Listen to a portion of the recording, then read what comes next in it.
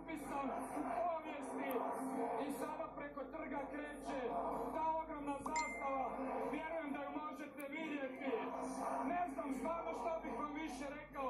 Potpuna ludnica, trg bana Josipa Jelačića, puca po šalovima, slavit će se sigurno, kažem, dugo u noć.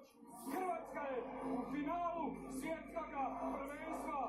Toliko za sada sa središnjeg Zagrebačkog trga i lijepo